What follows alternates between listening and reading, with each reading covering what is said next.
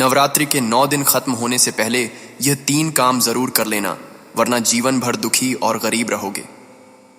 दर्शक बंधु, नवरात्रि का यह पावन पर्व केवल 9 दिनों की साधना का समय नहीं है, बल्कि जीवन की दिशा बदलने का अवसर है। यह वही समय है जब मां दुर्गा की शक्ति पूरे ब्रह्मांड में व्याप्त होकर भक्तों पर बरसती है। 9 दिनों तक पूजा, व्रत और साधना करने वाले लोगों का जीवन एक नई रोशनी से भर जाता है। परंतु शास्त्रों में एक गहरा संकेत दिया गया है। यदि नवरात्रि के अंत से पहले कुछ विशेष कार्य पूरे न किए जाए तो मां की कृपा अधूरी रह जाती है। ऐसे में इंसान चाहे कितना भी मेहनती हो, उसे बार बार दुख और दरिद्रता का सामना करना पड़ता है। लोग अक्सर सोचते हैं कि व्रत रखना, माता की आराधना करना और कन्या पूजन कर लेना ही पर्याप्त है। लेकिन धर्म ग्रंथों में स्पष्ट कहा गया है कि नवरात्रि के समापन से पहले 3 ऐसे कार्य जरूरी हैं जिनके बिना पूरा पर्व अधूरा माना जाता है।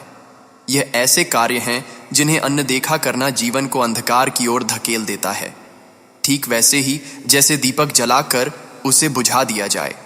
प्रकाश का कोई लाभ नहीं मिलता।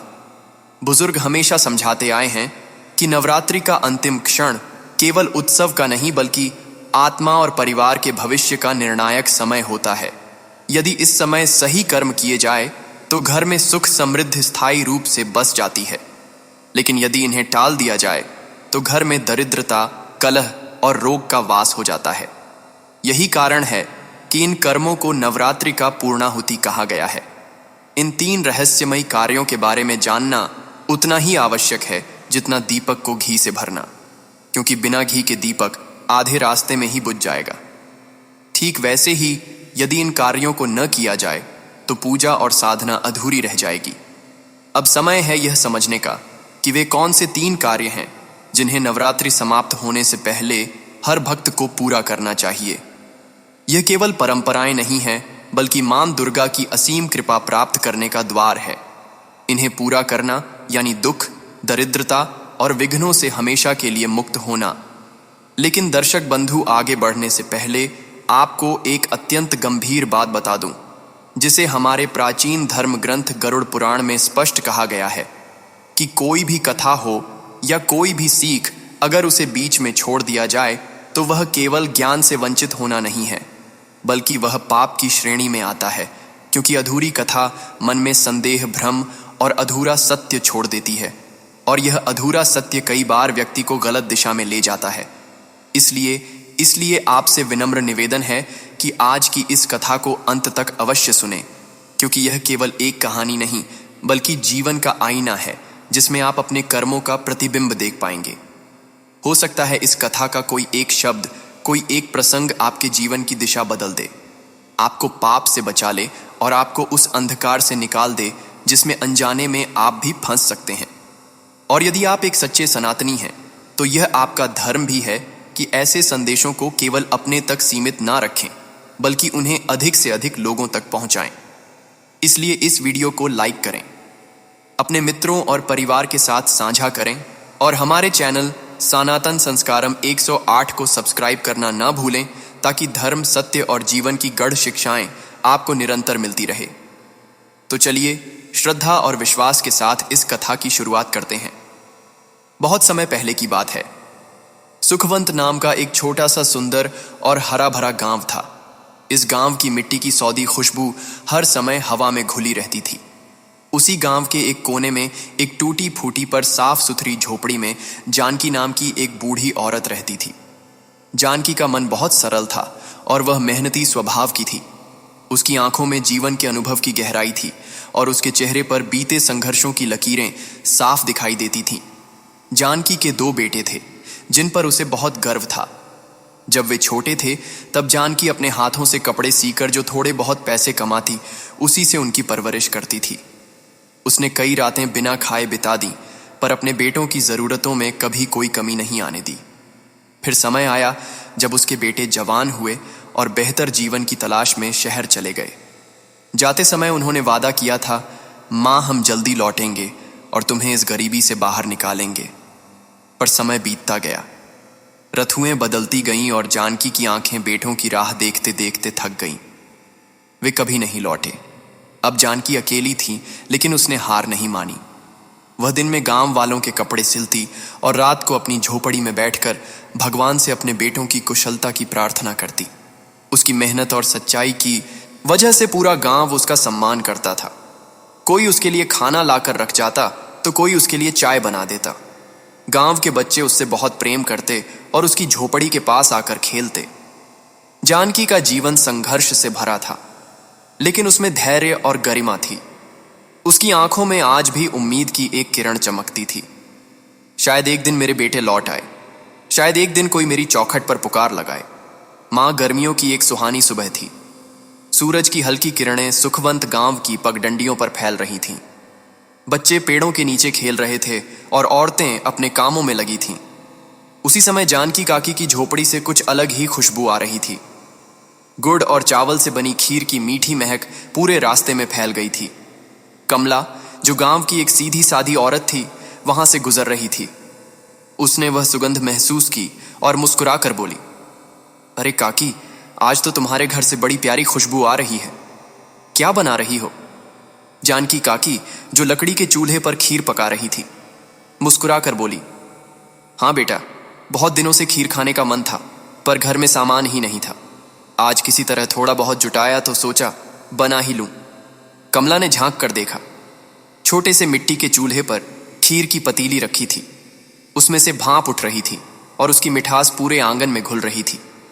कमला ने हंसते हुए कहा, अच्छा, तो फिर मुझे भी छकने को मिलेगा।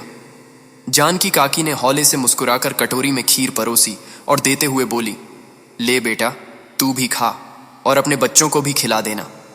गरीब की खीर है, लेकिन सच्चे मन से बनाई है। कमला ने खीर का पहला कौर लिया और जैसे उसे कुछ याद आ गया, उसने अपनी पोटली खोलते हुए कहा, काकी, मैं असल में कुछ कपड़े सिलवाने आई थी। जानकी ने सिर हिलाकर कहा, अच्छा बेटा, कौन कौन से कपड़े सिलवाने हैं? कमला चटाई पर बैठ गई और बोली, अगले महीने मेरे मायके में शादी है, उसी के लिए यह कपड़े सिलवाने हैं।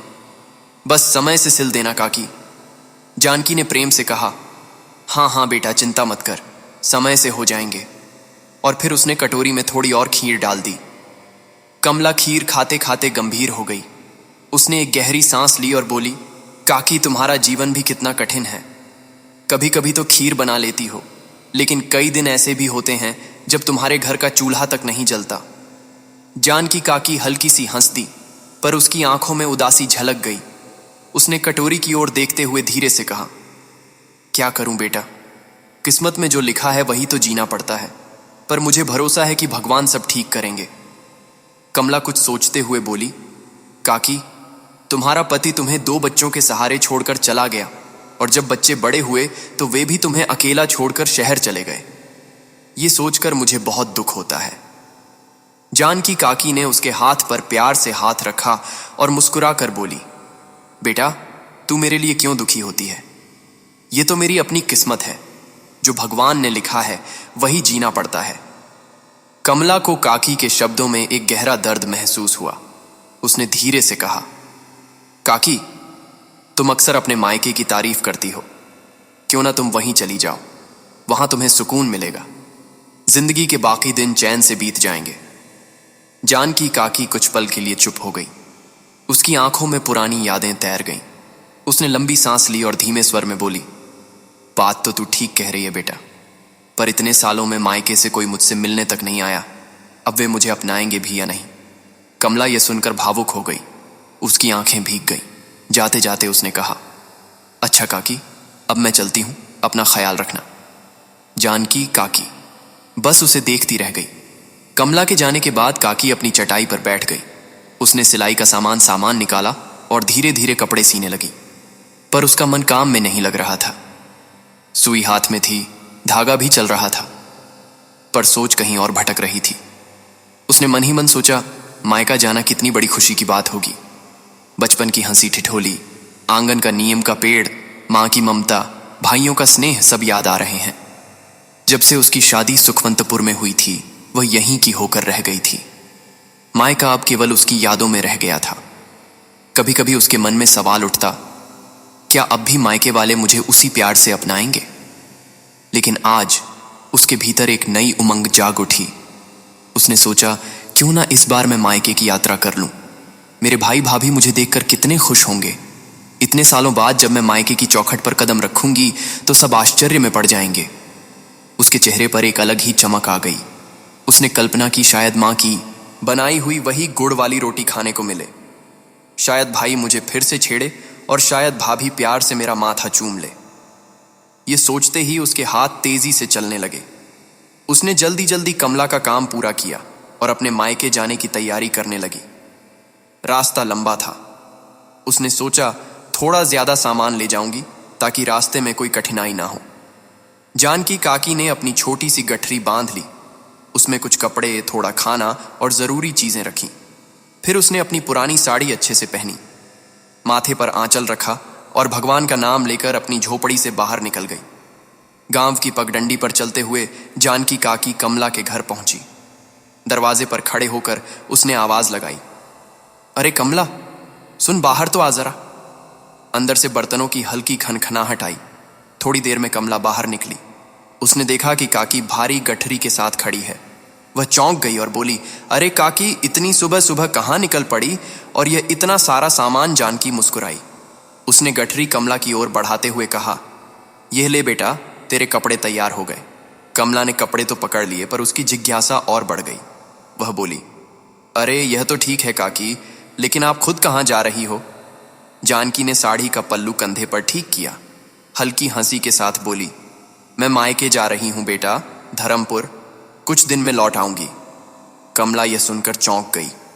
धर्मपुर काकी, वह तो बहुत दूर है और उस रास्ते में तो ठग और डाकू भी रहते हैं। आप अकेली जाएंगी? जानकी ने अपनी आंखों में आत्मविश्वास भरकर कहा, अरे कमला, ये बाल धूप में सफेद नहीं हुए। जितना जीवन तूने देखा है उससे ज्यादा मैंने देख लिया है। चिंता मत कर, मैं आराम से पहुंच जाऊंगी। कमला को अब भी चिंता थी, पर काकी की दृढ़ता देखकर उसने और कुछ नहीं कहा।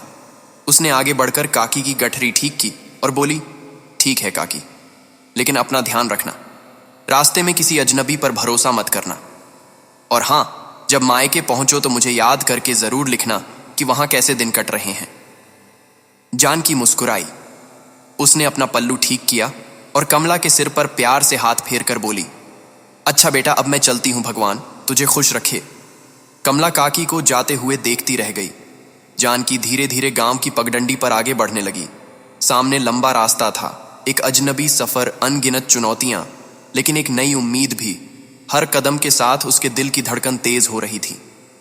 क्या मायका अब भी उसे वैसे ही गले लगाएगा? क्या भाई अब भी उसे अपनाएंगे? लेकिन इन सवालों को पीछे छोड़कर वह आगे बढ़ती रही। उसकी झुर्रियों भरी आंखों में नई चमक थी। एक नई शुरुआत की रोशनी थी। दोपहर का समय था। सूरज आग बरसा रहा था। जानकी काकी का हर कदम भारी पड़ने लगा था। पैरों में थकान थी। माथे पर पसीने की बूंदें चमक रही थीं। चलते चलते उसने गहरी सांस ली। चारों ओर नजर दौड़ाई। थोड़ी दूरी पर एक विशाल बरगद का पेड़ दिखाई दिया, घना और छायादार। उसकी शाखाएं ऐसे फैली थीं मानो किसी थके मुसाफिर को अपनी बाहों में समेटने को तैयार हो। जानकी ने मन में कहा, वाह, कितनी ठंडी छांव है। यहीं थोड़ी देर आराम कर लूं, फिर आगे बढ़ूंगी। वह धीरे धीरे पेड़ की ओर बढ़ी। गठरी नीचे रखी, आंचल से माथे का पसीना पोंछा और चैन की सांस ली। लेकिन उसी बरगद की जड़ों के पास पहले से दो आदमी बैठे थे, वीरू और भोला। ये दोनों गांव में कुख्यात ठग थे। वे अकेले यात्रियों को बहला फुसलाकर उनका सामान छीन लिया करते थे। जैसे ही उन्होंने जानकी को आते देखा, उनकी आंखों में लालच की चमक आ गई। वीरू ने भोला के कान में धीरे से कहा, अरे भोला, देख तो सामने से एक बुढ़िया आ रही है। उसके पास तो ढेर सारा सामान भी है। भोला ने नजरें घुमाई और सिर हिलाकर बोला, हाँ भाई, अगर हम इसे बातों में उलझाकर इसका सामान ले लें तो खूब फायदा होगा। वीरू चालाकी से मुस्कुराया और बोला, बिल्कुल, ये बुढ़िया हमारा क्या बिगाड़ लेगी, बस इसे अपनी मीठी बातों में फंसाना होगा। दोनों ठग वहीं तनकर बैठे रहे, जैसे सीधे साधे राहगीर हों। बरगद की छांव में बैठी जानकी काकी अभी थकान मिटा ही रही थी कि तभी वीरू और भोला उसकी ओर बढ़े। दोनों के चेहरे पर बनावटी मुस्कान थी, लेकिन आंखों में चालाकी झलक रही थी। वीरू ने मीठे स्वर में कहा, अरे काकी, इतनी धूप में अकेली कहां जा रही हो? जानकी ने नजर उठाकर दोनों को देखा। वे अजनबी थे। मुस्कान ऐसी थी जैसे पुराने परिचित हों, पर काकी जानती थी हर मुस्कान भरोसे के लायक नहीं होती। काकी ने धीरे से कहा, बेटा मैं धर्मपुर जा रही हूं, मेरा मायका वहीं है। भोला ने चौंकने का नाटक किया और बोला, अरे वाह, लगता है कई सालों बाद मायके जा रही हो। जानकी हल्के से मुस्कुराई। हाँ बेटा, बहुत समय हो गया। अब सोचा है कि कुछ दिन अपनों के साथ बिताऊं। वीरू ने तुरंत बात पकड़ ली। अरे क्या संयोग है, हम भी धर्मपुर ही जा रहे हैं। सफर लंबा है, सोचा था थोड़ा आराम कर लें। जानकी ने गौर से दोनों को देखा। कपड़े मैले थे, बातों में चापलूसी भरा अपनापन था। भोला सिर हिलाते हुए बोला, काकी वैसे इतनी दूर अकेले जाना ठीक नहीं है। इस रास्ते पर ठग और डाकू बहुत घूमते हैं, कोई सामान छीन ले तो वीरू ने हामी भरी। हाँ काकी, ये रास्ता बिल्कुल सुरक्षित नहीं है। अच्छा यही होगा कि आप हमारे साथ चलें, हम आपकी रक्षा करेंगे। जानकी ने उनके इरादे भांप लिए थे। चेहरे की झूठी चिंता, नकली मुस्कान और जबरन भरोसा दिलाने की कोशिश, यह सब उसकी नजर से बच ना सका। उसने हल्की मुस्कान दबाई और बोली, अच्छा बेटा, जब तुम दोनों कह रहे हो तो तुम्हारे साथ ही चलती हूं। इसी बहाने मेरे सामान की सुरक्षा भी हो जाएगी। वीरू और भोला ने एक दूसरे को देखा। उनकी आंखों में चमक आ गई। वीरू बोला, हाँ हाँ काकी, हमारे होते आपको चिंता करने की जरूरत नहीं है। भोला हंसते हुए बोला, बस हमारे साथ आराम से चलिए, हम आपको धर्मपुर पहुंचा देंगे। दोनों ठग मन ही मन खुश हो गए। वे सोच रहे थे कि बूढ़ी औरत अब उनके जाल में फंस चुकी है। उनकी असली नजर तो उसके सामान पर थी। वे बस सही मौके की तलाश में थे। थोड़ी देर बाद जब जानकी ने गठरी उठाई और आगे बढ़ने लगी तो वीरू ने तुरंत कहा, अरे काकी, आप क्यों इतनी मेहनत कर रही हैं? हमें ही दे दीजिए ना, हम उठा लेंगे। भोला ने भी सिर हिलाया। हाँ काकी, सफर लंबा है, आपको थकान हो जाएगी। जानकी ने मुस्कुराकर उनकी ओर देखा। वह जानती थी कि वे मदद नहीं बल्कि उसका सामान लेना चाहते हैं। काकी बोली, नहीं बेटा, यह सामान कुछ खास नहीं है, इसे मैं ही उठा लूंगी। वीरू और भोला ने एक दूसरे को देखा। फिर वीरू नकली हंसी के साथ बोला, काकी, कहीं आप यह तो नहीं सोच रही कि हम आपका सामान लेकर भाग जाएंगे? जानकी ने गहरी सांस ली। उसने गठरी को थोड़ा और कसकर पकड़ लिया। फिर उसने बड़ी मासूमियत से कहा, नहीं बेटा, तुम लोग तो बहुत अच्छे लगते हो। ये गठरी मेरे लिए खास नहीं है। असली चीज तो मैं अपने मायके से लेने जा रही हूं। ठग्गों की जिज्ञासा और बढ़ गई। भोला ने आंखें चौड़ी करके पूछा, अच्छा क्या लेने जा रही हो काकी?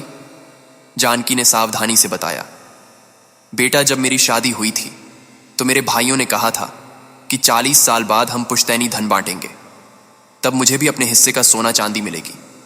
अब वहीं लेने मैं मायके जा रही हूं। वीरू और भोला के चेहरे पर चमक आ गई। उनके लिए यह बड़ा मौका था। वीरू ने चालाकी भरे स्वर में कहा, अच्छा अच्छा, तो यही बात है। बहुत बढ़िया काकी, फिर तो आपको वाकई किसी मदद की जरूरत पड़ेगी।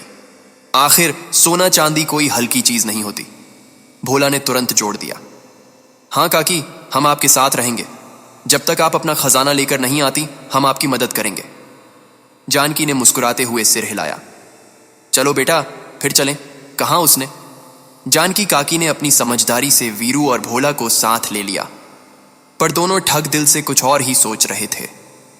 थोड़ी दूर चलने के बाद भोला ने वीरू का हाथ पकड़ा और कहा, अरे वीरू, तुमने उसे इतनी आसानी से जाने क्यों दिया? हम तो अभी उसका सामान लूट सकते थे। वीरू हल्की हंसी के साथ बोला। उसने भोला के कंधे पर हाथ रखा और धीरे कहा, भोला, तू समझता नहीं है, अभी उसके पास कुछ खास नहीं है। वह कह रही है कि मायके से सोना चांदी लाएगी। अगर हम अभी लूटेंगे तो बस पुराने कपड़े और 2-4 बर्तन ही मिलेंगे, पर जब वह अपने हिस्से का खजाना लेकर लौटेगी तब उसे लूटने में असली मजा आएगा। भोला ने कुछ सोचा और सिर हिलाया। हाँ, बात तो तेरी सही है, लेकिन तू यह भूल गया कि हम अभी अभी धर्मपुर के जमींदार के घर से चोरी करके निकले हैं। वह हमें हर तरफ ढूंढ रहा होगा। अगर उसके आदमियों ने पकड़ लिया तो ना चोरी का माल बचेगा और ना हमारी जान। वीरू ने भोला की ओर देखा और हंसते हुए बोला, अरे भोला, तू इतना क्यों डर रहा है? जमींदार ने हमें चोरी करते हुए देखा। थोड़ी था, वह हमें आते ही पकड़ लेगा। ऐसा कुछ नहीं है। भोला अभी भी थोड़ा चिंतित था, पर वीरू की बातों में उसे थोड़ी तसल्ली मिली। उसने पूछा, तो अब क्या करें? वीरू ने जानकी काकी की ओर इशारा किया और धीमे स्वर में बोला, चलो पहले इस बुढ़िया का भरोसा जीतते हैं। उसे लगना चाहिए कि हम उसके सच्चे साथी हैं। फिर जैसे ही वह अपने खजाने के साथ लौटेगी, हम उसे ऐसा सबक देंगे कि वह जीवन भर याद रखेगी। भोला ने गहरी सांस ली और सिर हिलाया। ठीक है, लेकिन ध्यान रहे कोई गड़बड़ ना हो। वीरू बोला, अरे तू चिंता मत कर, बस ध्यान रखना कि बुढ़िया आगे ना निकल जाए। चल जल्दी। दोनों ठग तेजी से जानकी काकी के पीछे बढ़ गए। उनके मन में यही आशा थी कि जल्द ही उन्हें बड़ा खजाना मिलेगा। लंबा सफर तय करने के बाद वीरू, भोला और जानकी काकी आखिरकार धर्मपुर की सीमा पर पहुंच गए। जानकी ने चैन की सांस ली। उसने ठगों की ओर देखकर कहा, बेटा तुम दोनों का बहुत धन्यवाद। तुमने मेरे सफर को आसान बना दिया। अगर तुम साथ ना होते तो शायद यह यात्रा इतनी आरामदायक ना होती। वीरू ने चेहरे पर बनावटी मुस्कान लाकर कहा, अरे काकी, इसमें धन्यवाद की क्या बात? हम तो खुद भी इसी गांव आ रहे थे। हमारी मंजिल भी यही थी, है ना भोला? भोला तुरंत बोला, हाँ हाँ बिल्कुल सही कह रहे हो वीरू, पर अब हम यहां आ तो गए, पर आगे क्या करेंगे? जानकी ने गौर किया कि इस बार भोला के चेहरे पर चिंता थी। उसने हल्के से पूछा, बेटा तुम दोनों परेशान क्यों लग रहे हो? वीरू ने गहरी सांस ली और बोला, क्या बताएं काकी, हम दोनों धर्मपुर काम की तलाश में आए हैं, पर हमें यह नहीं पता कि यहाँ कौन हमें काम देगा और कहाँ हमें सहारा मिलेगा। भोला ने सिर हिलाते हुए कहा, इसने सही कहा काकी, अब तक तो सफर में मस्त थे, लेकिन अब आगे की चिंता हो रही है। जानकी ने दोनों की चालाकी महसूस कर ली थी, फिर भी उसने अनजान बनने का नाटक किया। उसके चेहरे पर आत्मीयता का भाव आया और उसने कहा, अरे भोला, तू चिंता क्यों करता है? तेरी काकी है ना, मेरे मायके में कई जान पहचान वाले हैं, कोई ना कोई काम तुम्हें जरूर मिल जाएगा। वीरू की आंखों में चमक आ गई। उसने भोला को हल्की कोहनी मारी और बोला, देखा, मैंने कहा था ना कि काकी हमारी मदद जरूर करेगी। भोला भी थोड़ा मुस्कुराया और सिर हिलाते हुए बोला, हाँ काकी, अब तो हमें धर्मपुर में कोई चिंता नहीं। जानकी ने धीरे से मुस्कान दबाई। वह जानती थी कि यह ठग उसकी भोली सूरत को मूर्ख समझ रहे हैं। फिर बोली, ठीक है बेटा, तो चलो मेरे साथ। वीरू और भोला खुशी खुशी उसके पीछे हो ली। जब जानकी अपने मायके के दरवाजे पर पहुंची तो उसके कदम अपने आप रुक गए। जिस घर को वह छोड़कर गई थी, वही घर अब एक शानदार हवेली बन चुका था। ऊंची ऊंची दीवारें, बड़े खंभे, आंगन में सुंदर फव्वारा, सब कुछ पहले से कई गुना भव्य था। जैसे ही उसने दहलीज पार की, उसके भाई और भाभी की नजर उस पर पड़ी। दोनों की आंखें चमक उठीं। भाई ने आश्चर्य से कहा, अरे बहन, तू इतने सालों बाद आई है, ये तो बहुत बड़ा सुखद आश्चर्य है। भाई आगे बढ़ा और जानकी को गले से लगा लिया। जानकी की आंखों में नमी आ गई, पर उसने अपनी भावनाओं को काबू में रखा और मुस्कुराकर बोली, क्या बात है भैया, मेरा छोटा सा घर तो अब पूरी हवेली बन गया है, इतनी समृद्ध कैसे आ गई? भाभी मुस्कुराकर बोली, समय के साथ सब बदलता है, मेहनत और किस्मत ने हमारा साथ दिया। देखो आज हमारा घर कितना बड़ा हो गया है। तभी भाई की नजर वीरू और भोला पर पड़ी। दोनों ठग सिर झुकाए खड़े थे, जैसे बहुत सीधे साधे लोग हों। भाई ने पूछा, और ये दोनों कौन है बहन? तेरे बेटे जानकी ने सिर हिलाया और बोली, नहीं भैया, ये तो मुझे रास्ते में मिले थे, बेचारे काम की तलाश में हैं। मैंने सोचा अपने घर में इनका कुछ इंतजाम करवा दूं, खेतों में कोई काम मिल जाए तो अच्छा रहेगा। भाई ने थोड़ी देर सोचा, फिर सिर हिलाकर बोला, ठीक है बहन, तू अंदर चल, मैं इनके रहने का बंदोबस्त करवा देता हूं, खेतों में भी इन्हें काम मिल जाएगा। जानकी मुस्कुराकर घर के अंदर चली गई। वीरू और भोला ने राहत की सांस ली। उन्हें लगा कि अब वे इस घर में आराम से जगह बना लेंगे, सही समय आने पर अपना असली खेल खेलेंगे। भाई ने दोनों को गौशाला के पास एक कमरा दिया जहां वे रह सकते थे। वीरू और भोला को वह जगह मामूली लगी, लेकिन अभी के लिए वे संतुष्ट थे। सोचते थे जब खजाना हाथ लगेगा तब यह हवेली भी हमारी हो जाएगी। अगली सुबह जानकी अपने गांव की गलियों में घूमने निकली। बरसों बाद मायके की मिट्टी को छूने का सुख उसे मिला। रास्ते में पुराने परिचित मिले, बचपन के साथी मिले। कुछ लोग मिले जिन्हें देखकर वह मुस्कुरा उठी। तभी उसने एक जाना पहचाना चेहरा देखा। रामलाल काका। रामलाल ने आवाज दी। अरे जानकी, तू कब आई? जानकी खुश होकर बोली, कल ही आई काका। आप बताइए कैसे हैं? रामलाल की मुस्कान हल्की फीकी थी। उसने गहरी सांस ली और बोला, बेटी मैं ठीक हूं, लेकिन इन दिनों परेशान हूं। जानकी, चौकी क्यों? काका क्या हुआ? रामलाल दुखी स्वर में बोला, कुछ दिन पहले मेरे घर में चोरी हो गई। चोर बहुत सी कीमती चीजें ले गए। मेरी मेहनत की बनाई संपत्ति चली गई। लेकिन क्या कर सकता हूं, फिर मेहनत करूंगा, फिर कमा लूंगा। जानकी को बहुत दुख हुआ। उसने सांत्वना दी, अरे काका ये तो बहुत बुरा हुआ। क्या किसी पर शक है? रामलाल ने सिर हिलाया, नहीं बेटी, कोई सुराग नहीं मिला। लेकिन छोड़ो, जो चला गया उसे भूल जाना ही अच्छा है। फिर उसने जेब से एक सुनहरी अंगूठी निकाली। वह जानकी की हथेली पर रखते हुए बोला, यह ले बेटी, तेरे लिए तोहफा है। इतने सालों बाद आई है, कुछ देना तो बनता है। जानकी चौंक गई। अरे नहीं काका, इसकी क्या जरूरत है? रामलाल हंसते हुए बोला, बेटा पिता का दिया तोहफा कभी ठुकराया नहीं जाता, रख ले। जानकी ने संकोच के साथ अंगूठी ले ली और घर की ओर चल पड़ी। रास्ते भर वह उस अंगूठी को ध्यान से देखती रही। उसे लगा यह अंगूठी कहीं देखी सी है, पर याद नहीं आ रहा था कहाँ। वह इसी सोच में डूबी खेतों के पास से गुजर रही थी। अचानक उसकी नजर वीरू और भोला पर पड़ी। दोनों खेतों में जी तोड़ मेहनत कर रहे थे। वे ऊपर से बहुत सीधे साधे लग रहे थे। जानकी कुछ देर वहीं खड़ी होकर उन्हें देखती रही। फिर उसकी नजर वीरू के हाथ पर गई। अरे यह क्या? वीरू के हाथ में भी वही अंगूठी थी जैसी अभी अभी रामलाल काका ने उसे दी थी। जानकी का दिल धक से रह गया। अब सच्चाई सामने थी। ये दोनों वहीं चोर थे। धर्मपुर में जो चोरी हुई थी वह इन्हीं का काम था। जानकी को गुस्सा भी आया और हंसी भी। उसने मन ही मन कहा, तुम दोनों खुद को बहुत होशियार समझते हो ना, लेकिन अब असली खेल मैं खेलूंगी। उसने गहरी सांस ली, भगवान का नाम लिया, पल्लू ठीक किया और चेहरे पर मुस्कान लाई। फिर वह आगे बढ़ गई। जब जानकी घर लौटी तो उसके मन में एक ही बात चल रही थी, अब समय आ गया है कि इन ठगों को उनकी असली जगह दिखाऊं। वह चुपचाप वीरू और भोला के ठहरने की जगह पर गई। धीरे से उनके सामान की तलाशी लेने लगी। जैसे ही उसने गठरी खोली, उसकी आंखें चौड़ी हो गईं। अंदर भारी भरकम सोने चांदी के आभूषण थे। महंगे बर्तन और कीमती सामान भरा हुआ था। जानकी ने गहरी सांस ली और धीरे से बुदबुदाई, हे प्रभु, यह वही सामान है जो जमींदार के घर से चोरी हुआ था। ये दोनों चोर मासूम मजदूर बनकर हमें धोखा दे रहे हैं। अब इन्हें सबक सिखाना ही होगा। वह चुपचाप गठरी को वैसे ही रखकर बाहर आ गई। उसने ठान लिया कि अब इनका पर्दाफाश करना है। इधर वीरू और भोला दिन भर खेतों में मेहनत कर रहे थे। फल चलाने और फसल काटने से उनकी हालत खराब हो गई थी।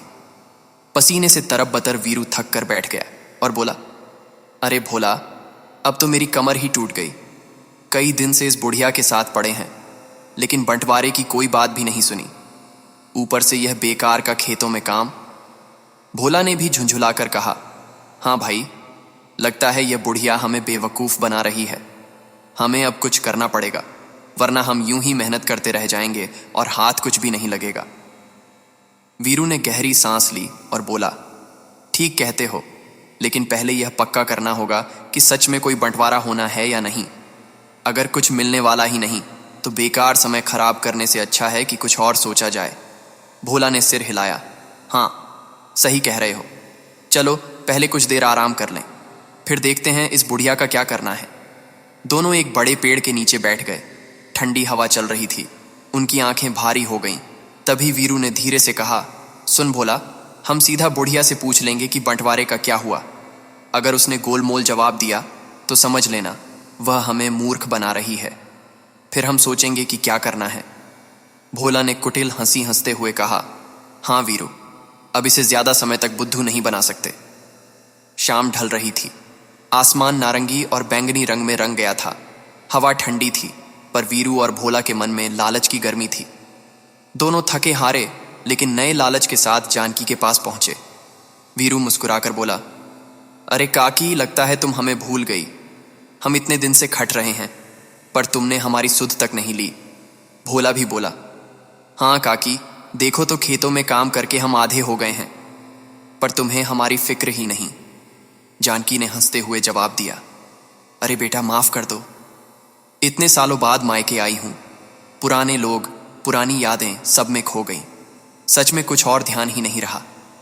वीरू और भोला ने एक दूसरे को देखा, फिर चालाकी से मुस्कुराए और बोले, हाँ काकी, तुम बहुत भोली हो, इसीलिए तुम हमारे साथ साथ कुछ और भी भूल गई। जानकी ने झूठ मूठ चौंक कर कहा, अच्छा और क्या भूल गई मैं? भोला ने मासूमियत का नाटक करते हुए कहा, अरे काकी, तुम अपना हिस्सा भूल गई। तुम यहां अपने भाइयों से हिस्सा लेने आई थी, याद है ना? जानकी ने गहरी सांस ली और सिर हिलाकर बोली, हाँ बेटा, मेरा हिस्सा उसका मैंने भैया से बात कर ली है। वीरू और भोला ने चौंक कर पूछा, अच्छा तो फिर क्या कहा तुम्हारे भैया ने? जानकी ने दुखी चेहरा बनाते हुए कहा, मेरे भैया ने कहा कि उन्होंने तो बहुत पहले ही बंटवारा कर लिया, अब मेरे लिए कुछ भी नहीं बचा। भोला ने सांस भरते हुए कहा, अरे काकी, तुम्हारे साथ तो बड़ा धोखा हुआ। तेरे हिस्से की जमीन और धन सब छीन लिया गया और तुम चुपचाप मान भी गई। जानकी ने आंखें घुमाई और बोली, नहीं बेटा, मेरे भैया ऐसे नहीं हैं।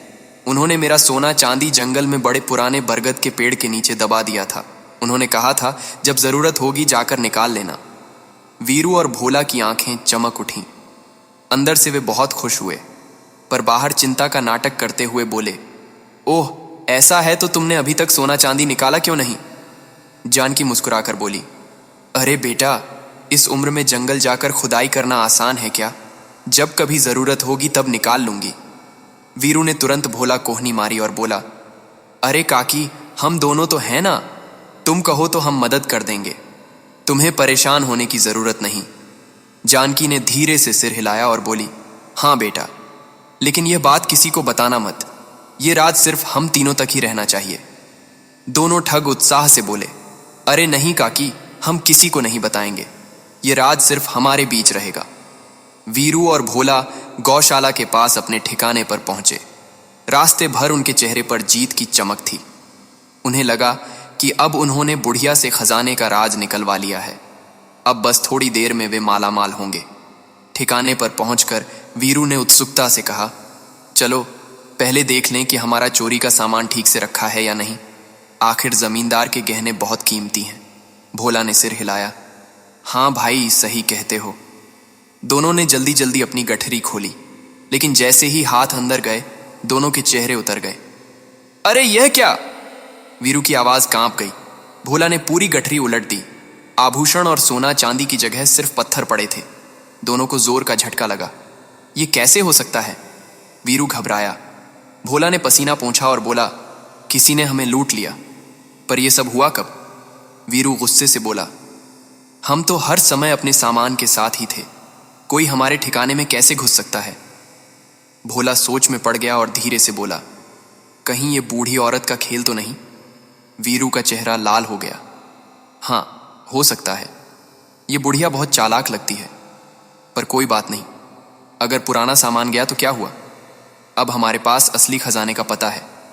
भोला बोला, सही कहा भाई, बस आज रात का इंतजार करो, गांव वाले सो जाएंगे, फिर हम जंगल जाकर बरगद के नीचे गड़ा खजाना निकाल लेंगे, फिर इस गांव को छोड़ देंगे।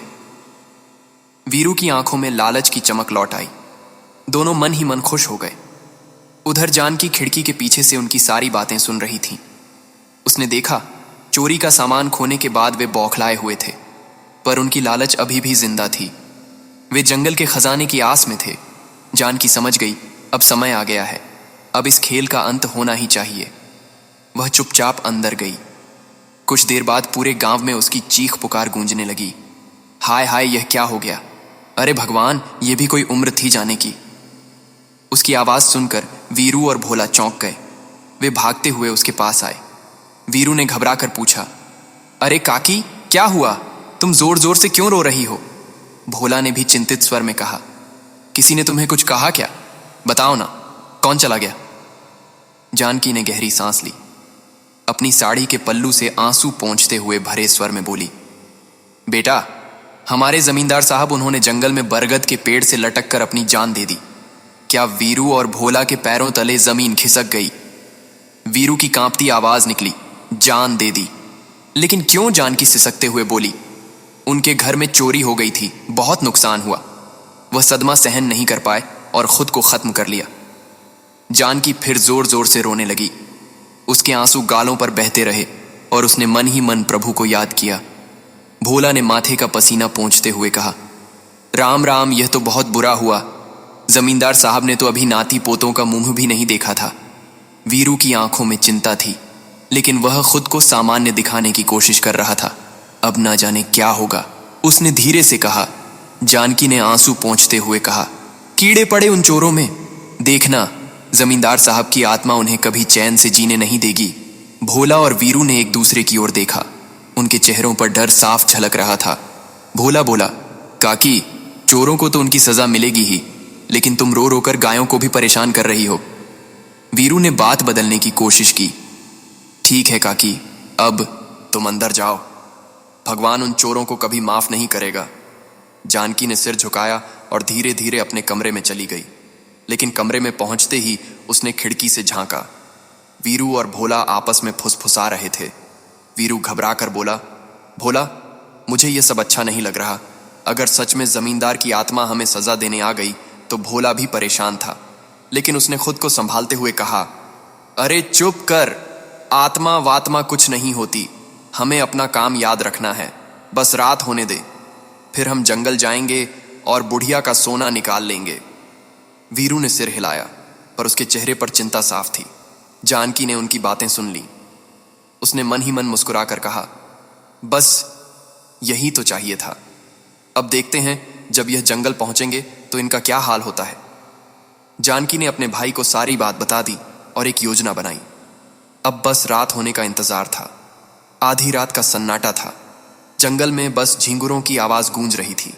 वीरू और भोला अपनी झोली में फावड़ा और कुदाल डालकर दबे पांव जंगल की ओर बढ़े। उनके मन में लालच और डर दोनों थे। पीछे पीछे जानकी भी सावधानी से चली। उसके चेहरे पर एक चालाक मुस्कान थी, जैसे कोई शिकार को जाल में फंसते देख रहा हो। बरगद के पास पहुंचकर वीरू ने चारों तरफ देखा, फिर धीमे से कहा, यही पेड़ होगा, काकी ने बताया था। भोला ने ऊपर देखा और चौंक गया। अरे ये रस्सी देख, कहीं यही तो वह पेड़ नहीं है जहां जमींदार ने फांसी लगाई थी।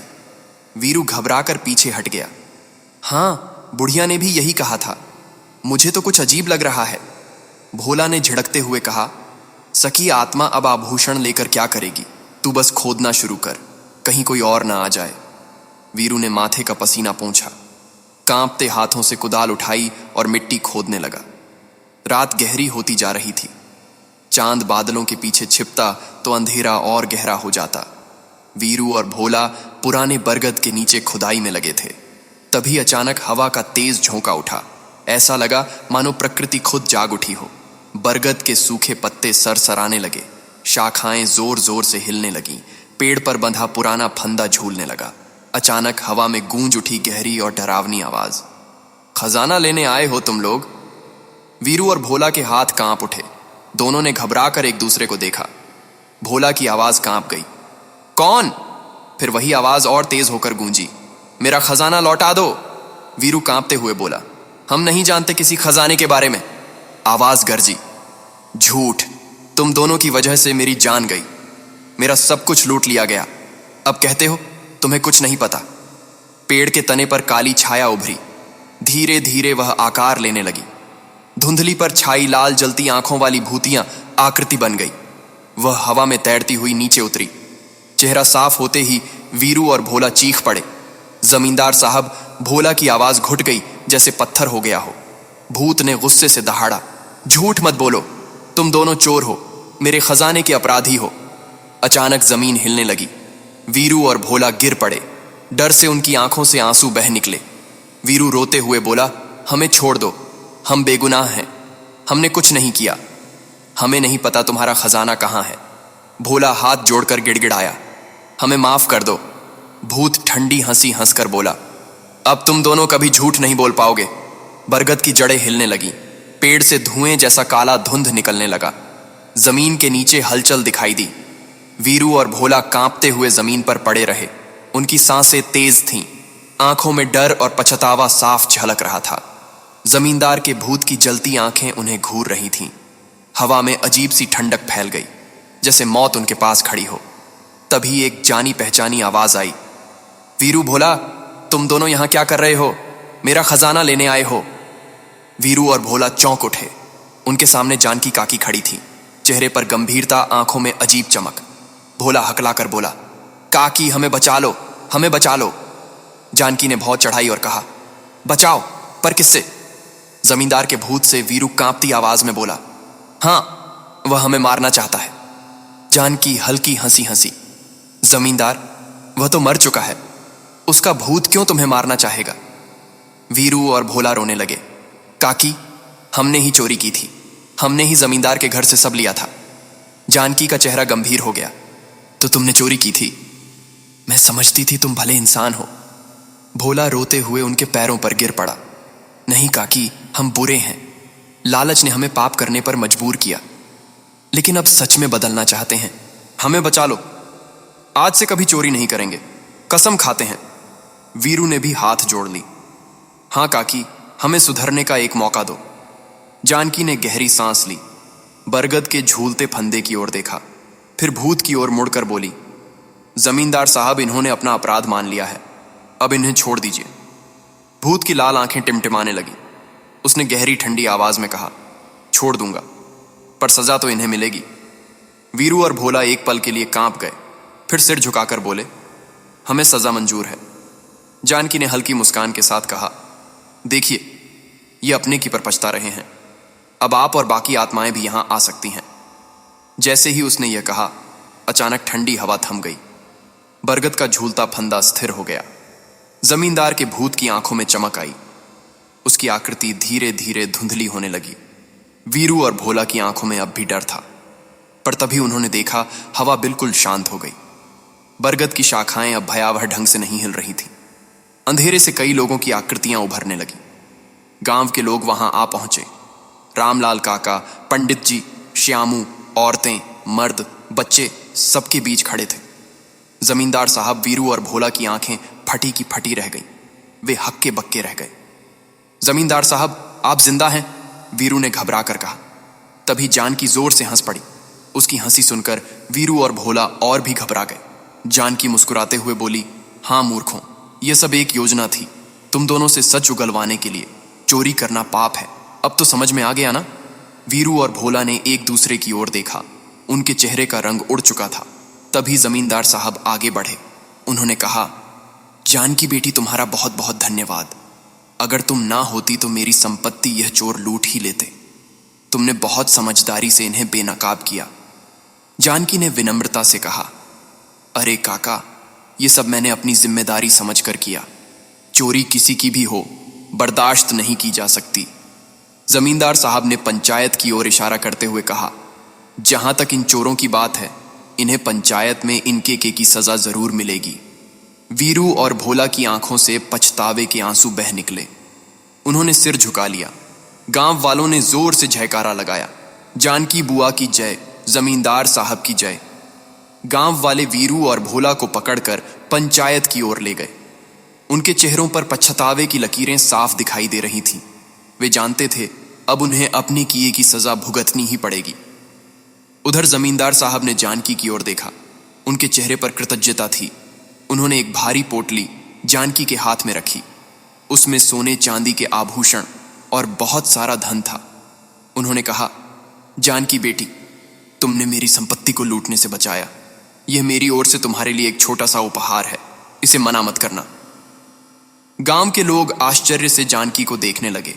जानकी ने हाथ जोड़कर विनम्र स्वर में कहा, काका, मैंने जो किया वह सिर्फ सही और न्याय के लिए था, और यह सब तो आपकी मेहनत की कमाई है। मैं इसे कैसे ले सकती हूं? जमींदार साहब ने मुस्कुराकर कहा, जानकी, यह मेरी खुशी है। तुमने जो किया उसके लिए यह इनाम भी कम है। इसे प्रसाद समझकर खुशी खुशी स्वीकार करो। जानकी ने हाथ जोड़कर धन्यवाद दिया। कुछ दिन तक वह अपने मायके में रही, फिर सबसे विदा ली और अपने कपड़ों की गठरी और जमींदार साहब की दी हुई पोटली संभालते हुए अपने घर की ओर चल पड़ी। जैसे ही जानकी ने अपने घर का दरवाजा खोला, भीतर से आती सुकून भरी हवा ने उसका स्वागत किया। वह मुस्कुराई और गहरी सांस ली। आज उसका मन शांति से भर गया था। उसी समय बाहर से कमला दौड़ती हुई आई। उसकी आंखों में शरारत भरी चमक थी। वाह काकी, किस्मत हो तो तुम्हारी जैसी। अगर पहले ही मायके चली जाती तो अच्छा होता, कमला ने हंसते हुए कहा। जानकी ने मुस्कुराकर कमला के सिर पर हाथ फेरा। बेटा, जो कुछ भी होता है वह अपने सही समय पर ही होता है, उससे पहले कभी नहीं। कमला ने सिर हिलाकर कहा। हाँ काकी, तुम सही कहती हो। सच में ईमानदारी का फल हमेशा मीठा होता है। जानकी ने हंसते हुए कहा। अब बहुत बातें हो गई, चल अंदर आ, मैं तेरे लिए मीठा बनाकर लाती हूं। कमला खिलखिलाकर हंस पड़ी। दोनों मुस्कुराते हुए घर के भीतर चली गई। उस दिन के बाद से जानकी का जीवन खुशी और शांति से बीतने लगा।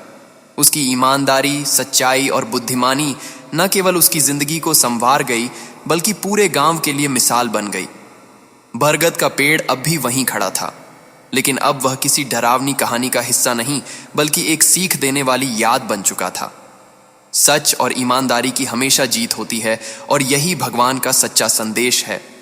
दर्शक बंधु, इस संपूर्ण कथा के माध्यम से हम मां दुर्गा की उन 3 सीख को जानेंगे जो उन्होंने कलयुग के समस्त संसार को दिया था। जिसे कोई साधारण मनुष्य अपने जीवन में अपना ले तो कभी भी दुखी नहीं रहेगा। तो चलिए दर्शक बंधु, आपका कीमती समय नष्ट ना करते हुए जानते हैं उन तीनों सीख को। दर्शक बंधु, इस कथा से जो सबसे पहली और सबसे गहरी शिक्षा हमें मिलती है वह यह है कि सच्चाई और ईमानदारी ही सबसे बड़ा वैभव है। जानकी बुआ साधारण औरत थी। न उनके पास धन था, न वैभव, न कोई सहारा। जीवन संघर्षों से भरा हुआ था, लेकिन उनके पास एक खजाना था, उनकी सच्चाई और ईमानदारी। यही उनके जीवन का सबसे बड़ा आभूषण था। ठगों ने सोचा कि वह बूढ़ी औरत आसानी से उनके जाल में फंस जाएगी। उन्होंने सोचा कि इस गरीब औरत को धोखा देना बहुत आसान है, लेकिन मां दुर्गा की कृपा उसी पर होती है जो सत्य के मार्ग पर अडिग खड़ा होता है। जानकी ने अपने शांत, धैर्य और ईमानदारी से ठगों की पूरी चालाकी को मात दे दी। मां दुर्गा हमें यही सिखाती हैं, जो इंसान हर परिस्थिति में सत्य और ईमानदारी का साथ देता है, उसके रक्षक स्वयं देवता बन जाते हैं। देखिए, जानकी अकेली थी, लेकिन उसकी सच्चाई इतनी बड़ी थी कि पूरे गांव को एकजुट कर दिया। जमींदार साहब ने उसे सम्मान दिया, गांव वालों ने उसका जयकारा किया और उसके नाम को मिसाल बना दिया। यही सच्चाई की असली ताकत है। वह अकेले को भी लाखों के सामने विजय बना देती है। सच्चाई का मार्ग कठिन होता है, यह कांटों से भरा होता है। झूठ और छल अक्सर आसान लगते हैं, लेकिन उनका परिणाम कड़वा होता है। जबकि सच्चाई चाहे शुरुआत में कष्ट दे, पर उसका फल अमृत के समान मीठा होता है। यही जानकी की कहानी हमें बताती है। मां दुर्गा कलयुग के लिए यह शिक्षा देती है। बेटा, धन, दौलत, वैभव क्षणिक हैं, पर सच्चाई और ईमानदारी अमर है। जो मनुष्य ईमानदारी से जीता है, उसका नाम और उसका मान कभी नष्ट नहीं होता। आज हमें यह सोचना चाहिए, क्या हम भी अपने जीवन में हर परिस्थिति में सत्य का साथ देते हैं? क्या हम कभी स्वार्थ के लिए झूठ का सहारा लेते हैं? क्या हम जानकी की तरह कठिन हालात में भी ईमानदार बने रह सकते हैं? जानकी की कथा हमें यही प्रेरणा देती है कि ईमानदारी से जीना ही सबसे बड़ा पुण्य है। सच्चाई ही असली धन है, और जो इस धन को अपनाता है उसकी रक्षा स्वयं मां दुर्गा करती है। तो आओ हम सब मिलकर मां दुर्गा से प्रार्थना करें।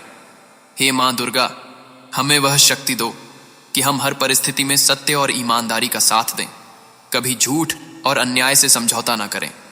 हमारे हृदय को निर्मल और पवित्र बनाओ, ताकि हमारा जीवन भी जानकी की तरह समाज के लिए मिसाल बन जाए। दर्शक बंधु, याद रखिए, सच और ईमानदारी से बड़ा कोई खजाना नहीं। यह वही खजाना है जो जीवन को वैभवशाली और आत्मा को दिव्य बना देता है।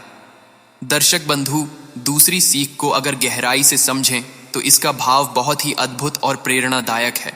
जब जानकी काकी ने कठिन परिस्थितियों का सामना किया, तब उन्होंने कभी धैर्य और श्रद्धा का साथ नहीं छोड़ा। मां दुर्गा का यह संदेश है कि कल युग में जब जीवन चारों ओर से कठिनाइयों और परेशानियों से घिरा होगा, तब केवल धैर्य और विश्वास ही मनुष्य को बचाएंगे। सोचिए, वीरू और भोला लालच में अंधे हो गए। उन्हें बस तात्कालिक सुख और खजाने की चमक दिखाई दी। उन्होंने धैर्य नहीं रखा, और श्रद्धा तो उनके जीवन से पहले ही मिट चुकी थी। इसी वजह से उनका अंत भय, पछतावे और अपमान के साथ हुआ।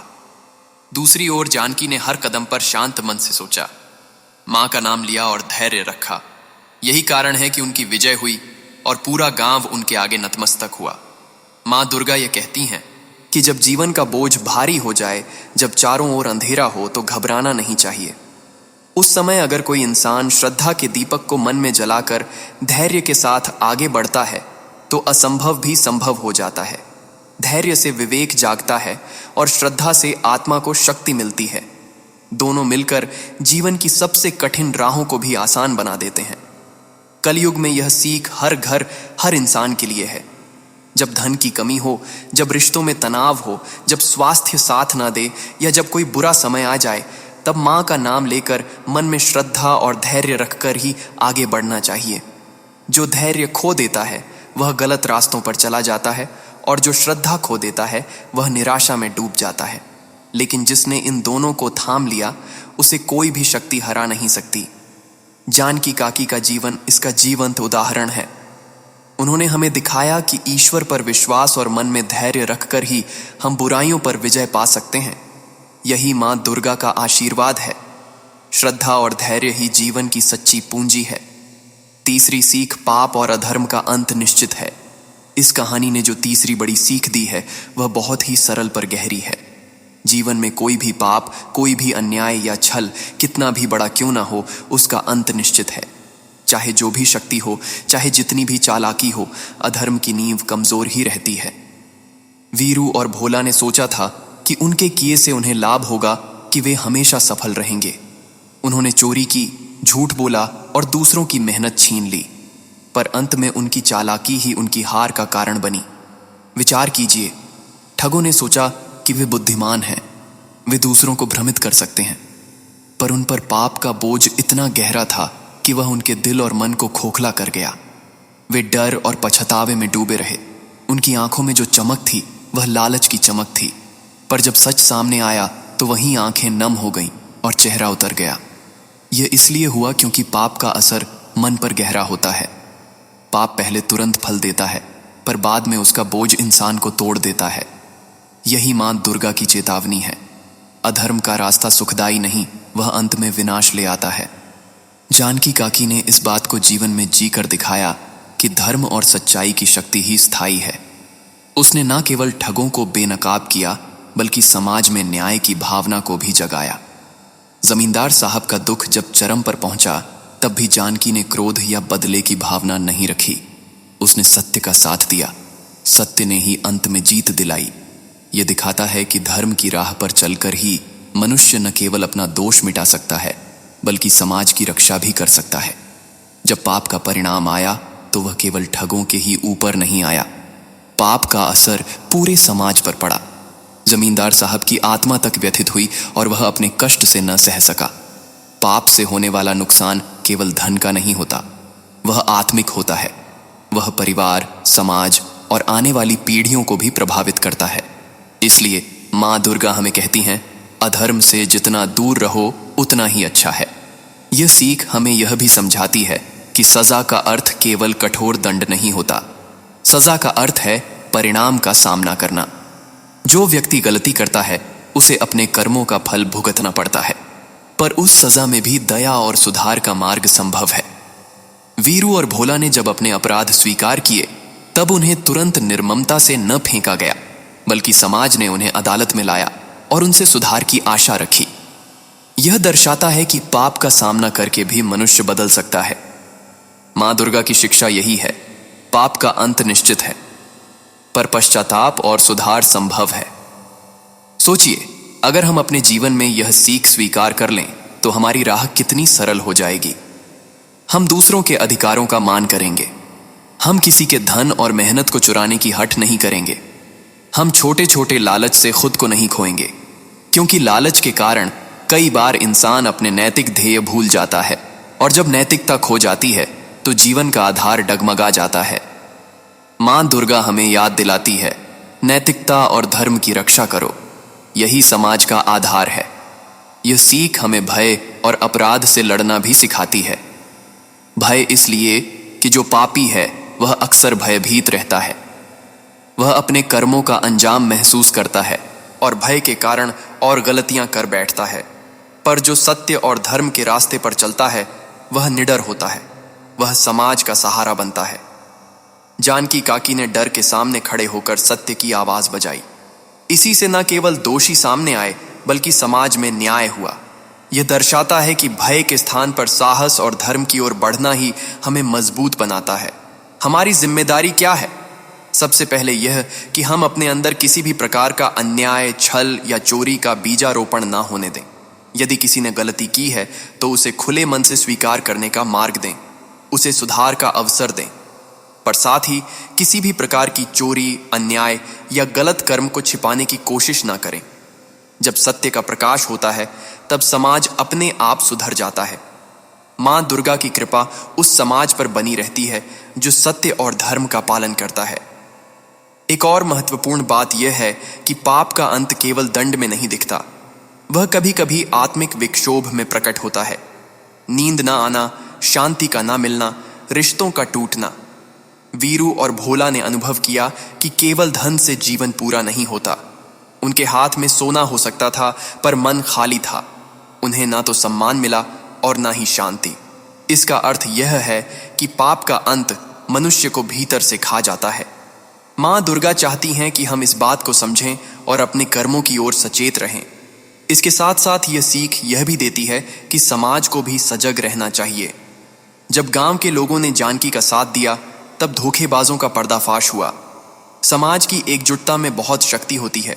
अगर एक समुदाय अपने नैतिक मूल्यों पर दृढ़ रहे तो पाप का प्रसार कभी जम नहीं पाता। गांव ने मिलकर ठगों को पकड़ा और न्याय किया। यह समाज की सूझबूझ और धर्म के प्रति निष्ठा का परिणाम था। मां दुर्गा की प्रसन्नता ऐसे समाज पर बनी रहती है जो सत्य और धर्म को महत्व देता है। अंत में एक सरल और दैनिक मार्गदर्शन। हर दिन थोड़ा समय अपने कर्मों पर विचार करने में बिताइए। क्या आपने किसी का अधिकार छीना? क्या आपने किसी के साथ अन्याय नहीं किया? अगर हां, तो अभी पश्चाताप करिए और सुधार का संकल्प लीजिए। मां दुर्गा हमेशा उन पर दया करती हैं जो ईमानदारी से अपने दोष मानते हैं और सच में बदलने का संकल्प लेते हैं। चलिए एक छोटी सी प्रार्थना करें। हे मां, हमें सत्य और धर्म का पालन करने की शक्ति दे। हमारे मन से लालच को दूर करो। जो भी हमने गलती से लिया है उसे लौटाने का साहस दो। हमारे समाज को सच्चाई और न्याय का घर बनाओ। इस प्रार्थना को दिल से बोलिए, फिर देखिए कैसे जीवन में बदलाव आता है। याद रखिए, पाप चाहे बड़ा क्यों ना हो, उसका अंत निश्चित है। पर यही अंत अगर सुधार और पुनरागमन का मार्ग बने तो वही सबसे बड़ी जीत है। मां दुर्गा की दृष्टि में सत्य की जीत अनिवार्य है। जो लोग धर्म और सत्य के साथ खड़े रहते हैं उनका सम्मान बढ़ता है और समाज में शांति आती है। यह तीसरी सीख हमें यही सिखाती है। अधर्म का अंत निश्चित है, पर पश्चाताप और सुधार का मार्ग भी हमेशा खुला है। दर्शक बंधु, यह कथा अभी यहीं खत्म नहीं होती। अभी हम यह भी जानेंगे कि नवरात्रि के 9 दिन खत्म होने से पहले यह 3 काम जरूर कर लेना, वरना हमेशा दुखी और गरीब रहोगे। दर्शक बंधु, नवरात्रि का समय केवल 9 दिनों की पूजा नहीं है। यह मां दुर्गा के आशीर्वाद को अपने जीवन में स्थायी रूप से लाने का अवसर है। लेकिन बहुत से लोग इस पावन समय को केवल दिखावे, बाहरी कर्मकांड और आदतों तक सीमित कर देते हैं। वे सोचते हैं कि अगर दीपक जला दिया, प्रसाद चढ़ा दिया और व्रत रख लिया तो सब कुछ हो जाएगा। परंतु सच्चाई यह है कि जब तक हम अपने कर्म, अपने घर और अपने मन को नहीं बदलते, तब तक मां की कृपा भी अधूरी रह जाती है। आज मैं आपसे विनती कर रहा हूं कि इन 9 दिनों के समाप्त होने से पहले 3 ऐसे काम जरूर कर लें, वरना जीवन की दरिद्रता, दुहक और मन की पीड़ा हमेशा आपके साथ बनी रहेगी। पहला काम है अपने घर और जीवन से हर तरह की गंदगी और बेईमानी को हटा देना। सोचिए, अगर घर में टूटा फूटा सामान पड़ा रहे, धूल और कचरा इकट्ठा हो जाए तो उसमें सकारात्मक ऊर्जा कैसे आएगी? मां दुर्गा स्वच्छता और सत्य की देवी हैं। अगर आपके घर में बेकार चीजें, फटे कपड़े, टूटे बर्तन, पुराना कचरा पड़ा है तो यह आपके भाग्य को बांध देता है। इसीलिए सबसे पहले घर को साफ करो। बेकार चीजें गरीबों को दान कर दो और अपने घर का वातावरण निर्मल बना दो। पर यह केवल बाहरी सफाई नहीं है, अपने भीतर भी झूठ, छल और बेईमानी की आदतों को निकालना होगा। अगर आप व्यापार में धोखेबाजी करते हैं, रिश्तों में झूठ बोलते हैं या किसी का हक मारते हैं तो समझ लीजिए कि पूजा केवल दिखावा है। मां की कृपा तभी आएगी जब आप सच्चाई और ईमानदारी से जीवन जिएंगे। दूसरा काम है अपने माता पिता और बुजुर्गों की सेवा।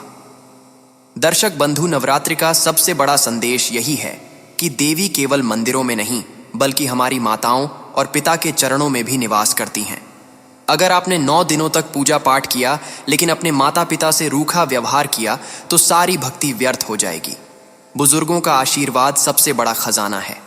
उनसे प्यार से बात करो, उनके पैरों को छूकर आशीर्वाद लो, उनकी सेवा करो और सिर्फ माता पिता ही नहीं, जो भी असहाय हैं, गरीब हैं, छोटे बच्चे या भूखे लोग हैं, उनकी मदद करो। याद रखो, माँ दुर्गा उन्हीं को कृपा देती है जो दूसरों को सुख पहुंचाते हैं। अगर घर में कलह है तो उसे मिटाओ। अगर भाई बहनों से मनमुटाव है तो गले लगकर सुलझाओ। परिवार में प्रेम और सेवा ही नवरात्रि की असली पूजा है। तीसरा काम है अपने मन को पवित्र बनाना और बुरी आदतों को हमेशा के लिए छोड़ देना। नवरात्रि का समय आत्मा को तपाने का है, लेकिन अगर इन 9 दिनों तक आपने पूजा की और बाद में फिर वही गलतियां, वही पाप और वही आदतें शुरू कर दी तो समझो सब व्यर्थ हो गया। माँ का आशीर्वाद पाने के लिए आपको आज ही संकल्प लेना होगा। शराब, जुआ, गाली गलौज, दूसरों की बुराई, झगड़ा, इन सबको अपने जीवन से बाहर करना होगा। हर दिन कम से कम कुछ समय माँ का नाम जपना होगा। सुबह उठकर ओम दुर्गाय नमः का स्मरण करना होगा।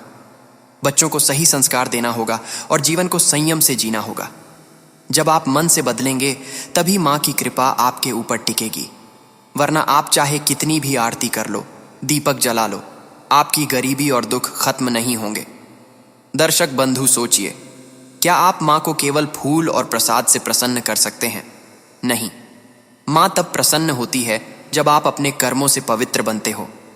यही 3 काम, घर और मन की गंदगी को हटाना, माता पिता और गरीबों की सेवा करना और बुरी आदतों से हमेशा के लिए मुक्ति लेना, यह नवरात्रि की सच्ची साधना है। जो यह साधना करते हैं उनके घर में कभी दरिद्रता नहीं रहती, उनके जीवन में कभी दुख स्थायी नहीं होता। माँ का आशीर्वाद उनके साथ कदम कदम पर रहता है। इसलिए समय अभी भी है।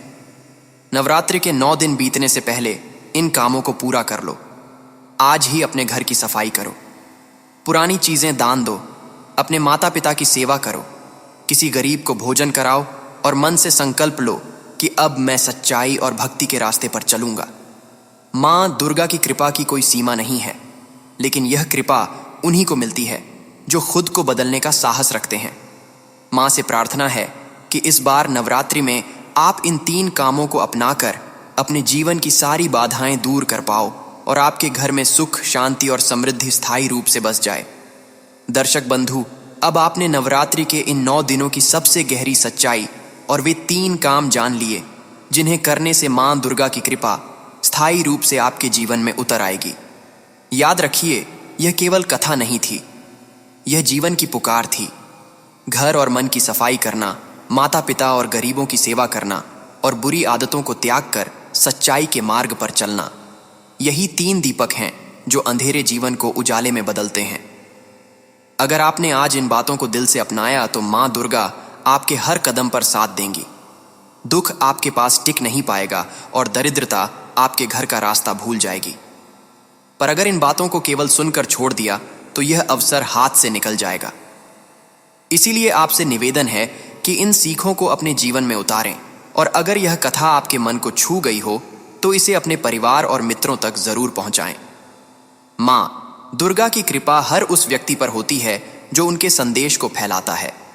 और हाँ, दर्शक बंधु, हमारे साथ जुड़े रहने और ऐसी ही दिव्य कथाएं और गहन शिक्षाएं सुनने के लिए हमारे चैनल सनातन संस्कारम 108 को अभी सब्सक्राइब कर लीजिए। आपका हर एक सब्सक्राइब माँ की भक्ति का दीपक है जो औरों तक उजाला फैलाता है।